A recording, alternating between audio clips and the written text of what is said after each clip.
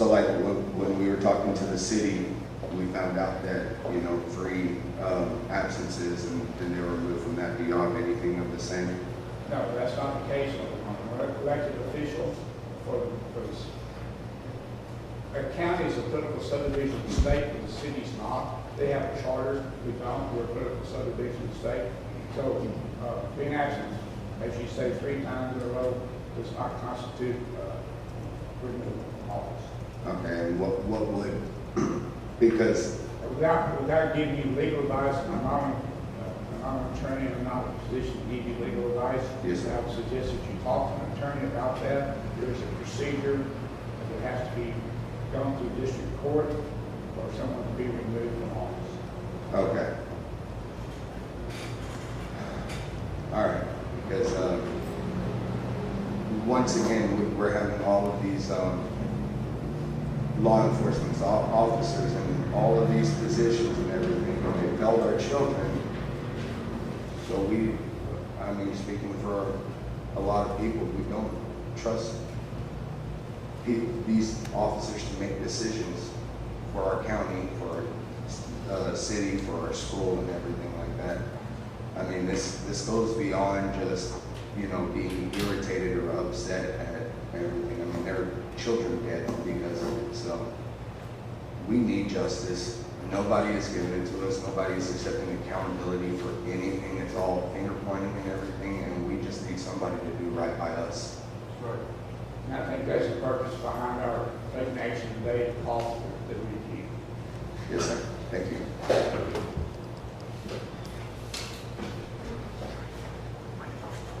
Tina Taylor.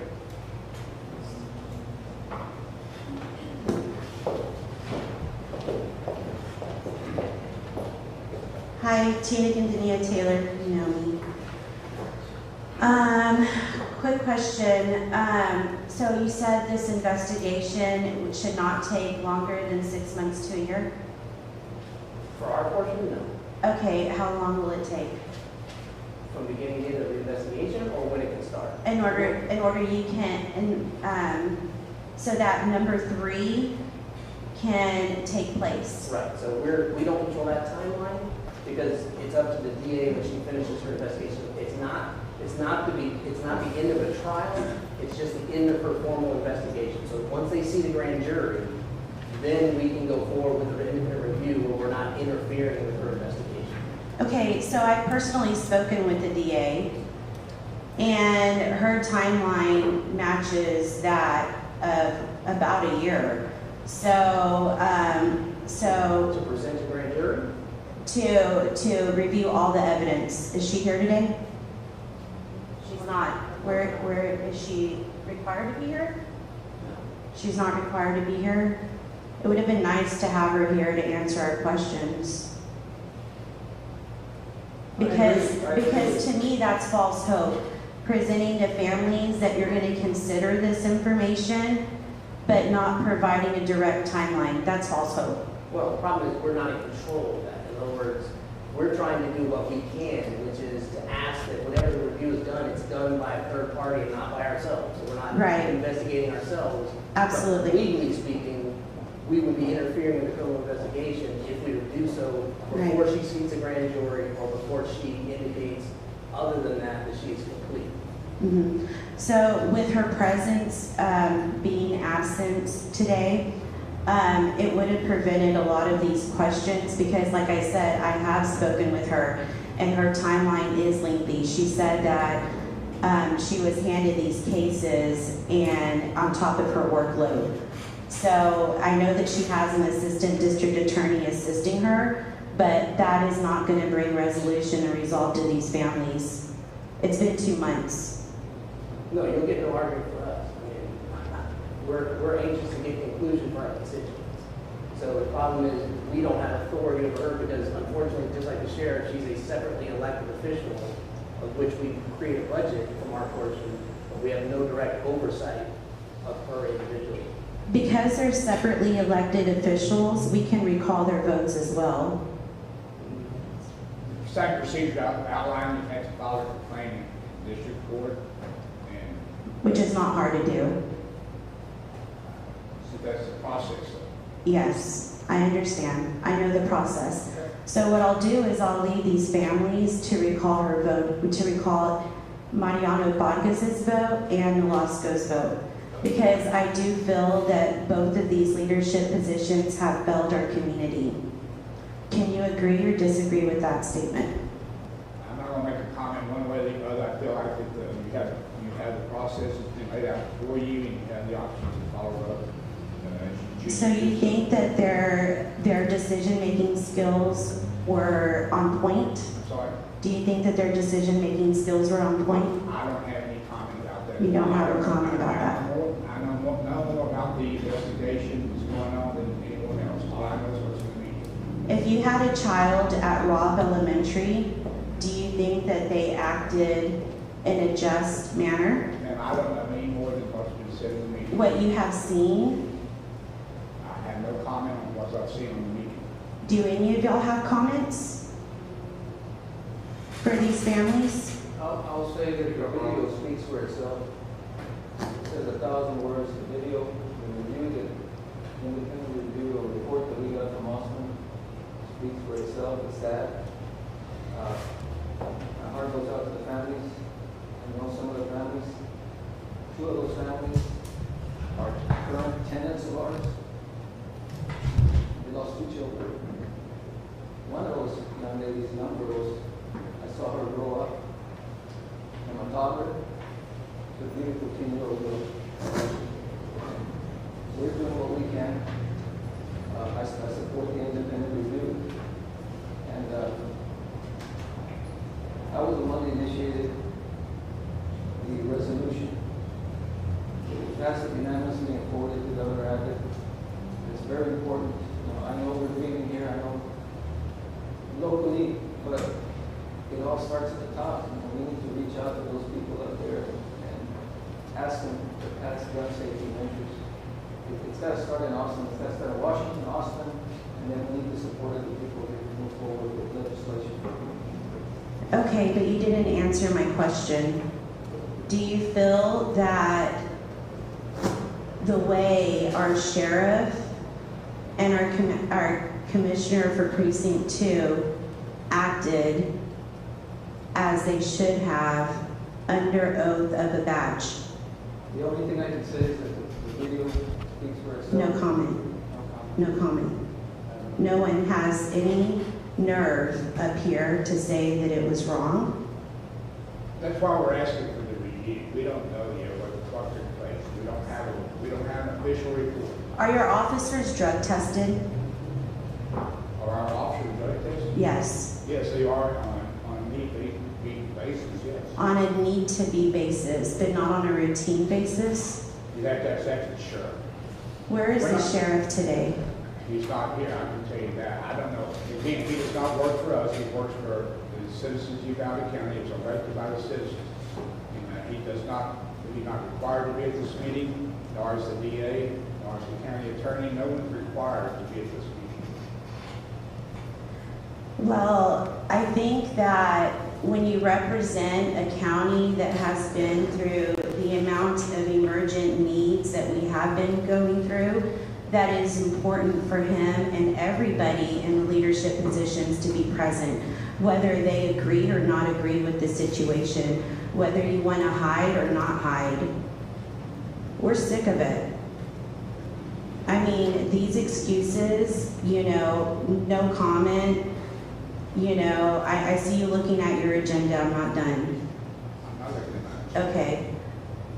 Well, this no comment, it's not going to pass anymore.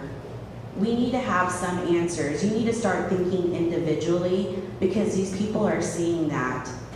They're seeing that you do not respond and act individually. Yet, you're just standing there, sitting there with the title and not thinking independently about what we need to do to better help our parents here.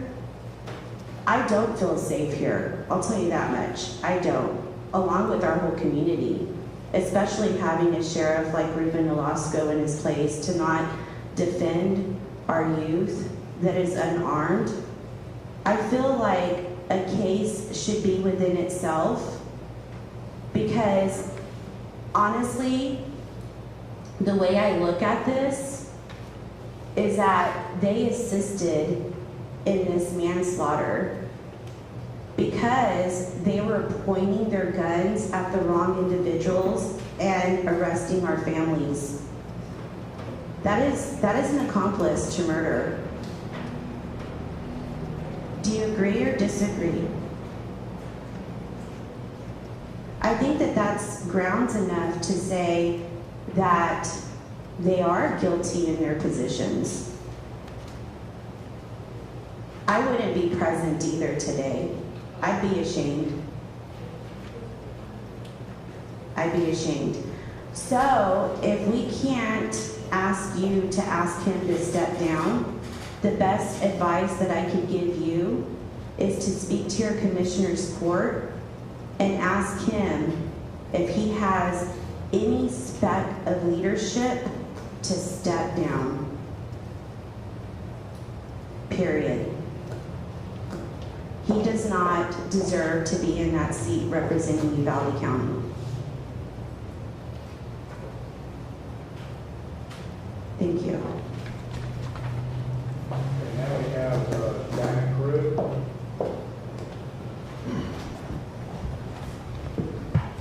Good morning, Commissioners Court, Judge Mitchell, councilmen, families, and those in attendance. Diana Uvalde County. I came to you today, this morning, to comment on item 3. I, on the one hand, appreciate the fact that you are calling for this review.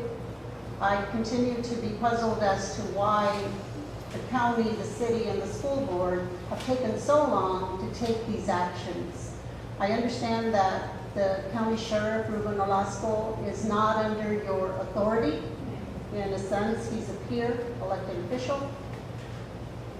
As you looking at policies and practices for his department, does his office fall under the policies of the county? Is he considered a county employee per se, under the umbrella of the policies of the county? So those would be the reasons why you're asking for the review?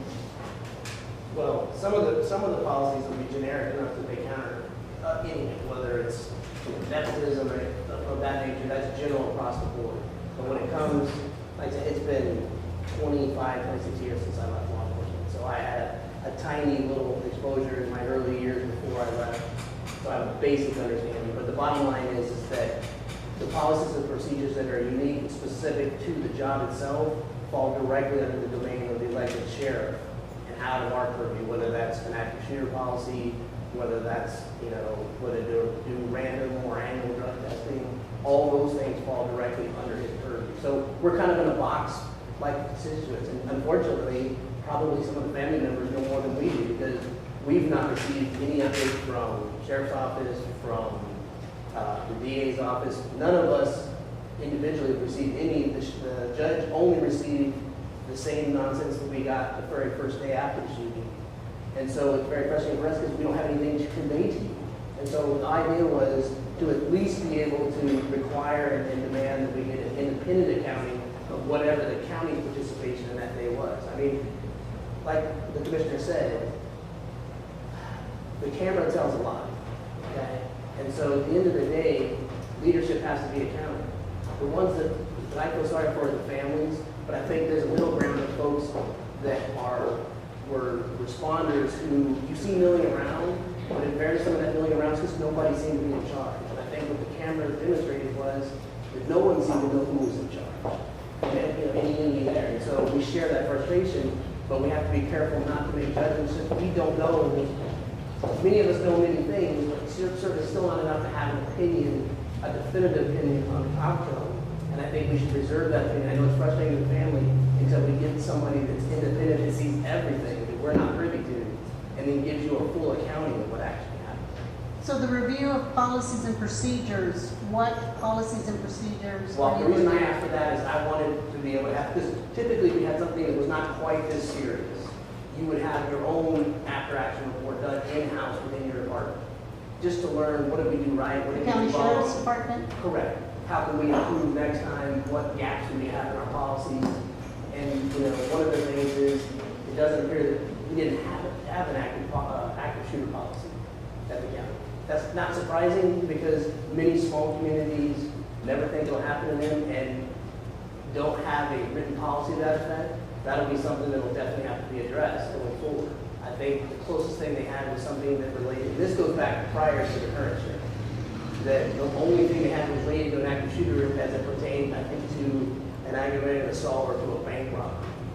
You know, so these are things that, lessons that we need to learn and be prepared for going in the future. That's the policy and procedure part. The independent review is to give the constituents and the families in particular a definitive accounting of the circumstances as they occur, from someone who has no vested interest in the outcome.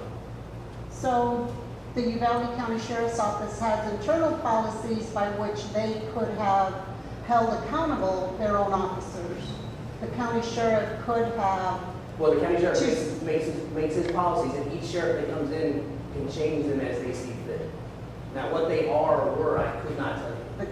The County Commissioners Court does not know. Correct, it does not And brought he that could have forward. used and could use those policies, whatever they are. I imagine every time there is a response to a call, definitely a criminal charge, that officers are debriefed the day of, they give a report, because we want to keep all of those actions and decisions fresh in the mind of the person that was involved. So the county sheriff could have done that process with his officers.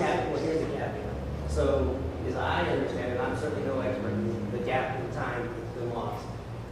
My understanding is they cannot even ask one another about the circumstances of the day because it's an active investigation that may include the possibility of their actions.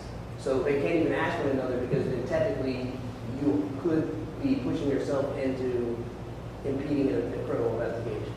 So that's where this is not a typical circumstance. We have an individual officer or individual involved where if you had a shooting and it was an individual and a suspect, that officer would be on administrative leave, would pay pending investigation. They could do an internal investigation there because there's only one entity. In this case, we're talking about the agency writ large. So nobody had to debrief, nobody had to provide a report? All of those had to be done to the state. So the Rangers did de facto what you're asking. Do you know if they did that immediately after, I'm certainly not the day of, but immediately after, as soon as I know within possible? the first few days, the Rangers were already interviewed. Already talking to all of the officers involved? Correct, but you have to remember, they probably were conducting more than 300 interviews. No, I understand. I just wanted to know if somebody actually spoke to all of the officers that were on site involved. I know officers were spoken to. Contents of that conversation, I have no idea. No, But I know they were reached out to by the Rangers within the first 24 to 48 hours. So somewhere, someone has statements from all of the officers involved the day of the incident, the Rangers and at and some the DA. point, all of that information will be made public Correct. and available to the families and to this community. The Rangers and the DA. All right. Again, I think that what's frustrating for the families, definitely, and for the community members that support the efforts of these families, because let's be real, there's some people that think we should just move on. That let's get over it, those are my words, and move on and live life, and you know, your child's gone, I'm sorry, but I have a life to live. That's a difficult pill to swallow for a family member who still has not had accountability for the actions of the people involved, has had no justice, definitely, for the actions of the people involved. And so this community cannot move on.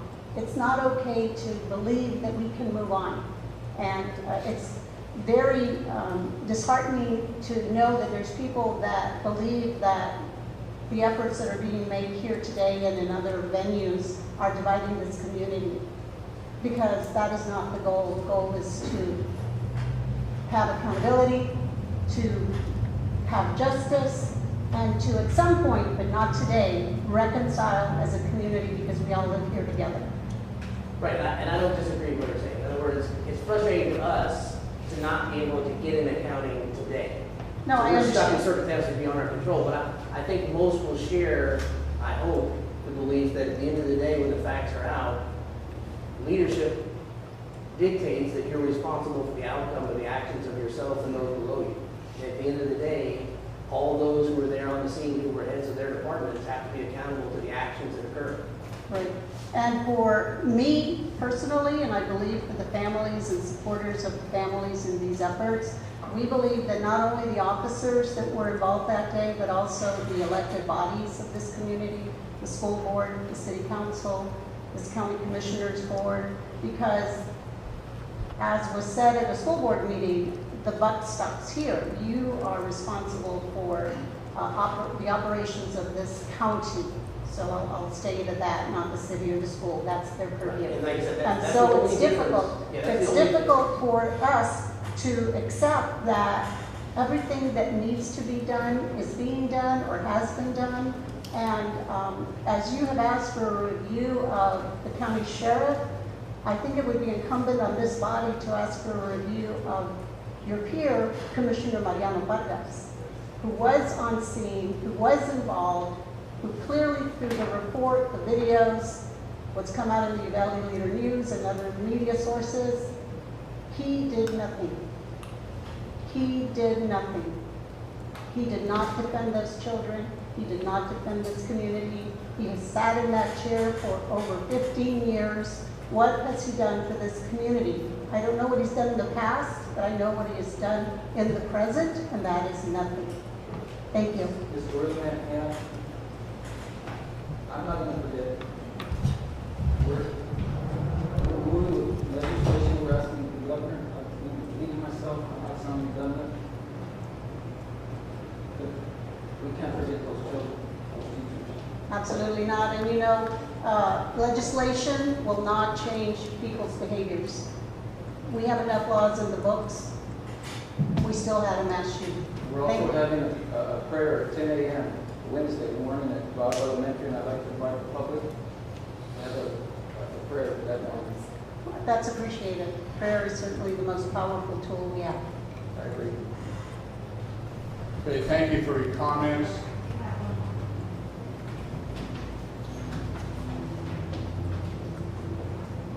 Belinda Ariel.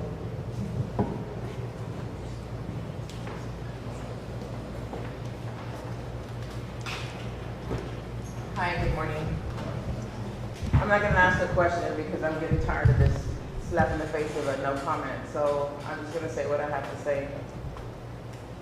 Everywhere we go, we hear the same thing. It's a process.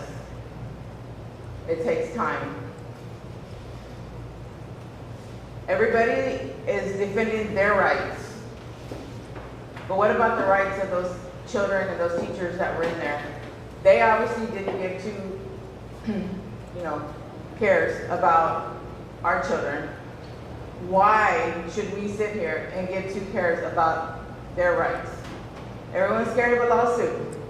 Is that what our kids are worth? Our kids aren't worth the lawsuit? I mean, that's what I figure, because that's all we ever hear is the process. Having to see those officers everywhere we go is repeating anger over and over and over again. We can't heal and we can't move forward seeing these people over and over and letting them laugh in our face. Yes, they have.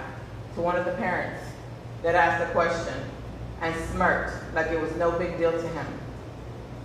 Because they're hidden behind the badge, they're protected behind the badge, but yet they didn't protect any of our children. So I know you want to say you're trying, and I know you want to say that you feel our pain, but you will never feel this pain. Well, wait, let me rephrase that. If things don't change, you may feel this sooner or later.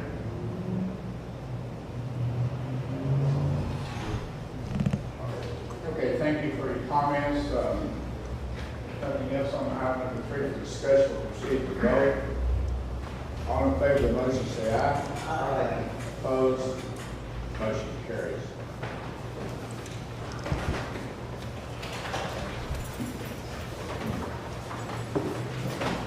Item number 4, that's consider an act on a public hearing regarding the creation of emergency services in 2. Pursuant 275-2016, the Texas Health and Safety Code, a public hearing is required for a petition filed to create an emergency service district. I'll now open the meeting up for a hearing at, the time is 10:35 a.m.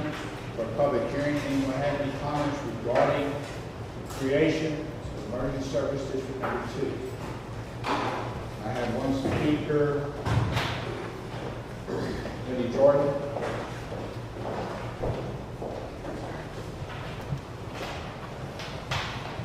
Morning, Judge Mitchell. My name is Wendy Jordan. I'm a paramedic nurse for Content Volunteer Fire Department, along with the EMS Assistant Chief. We're requesting to create emergency service district called Uvalde County Emergency Service District number 2. Our calls have tripled since last year, and we just don't have the funding we need to take care of our community.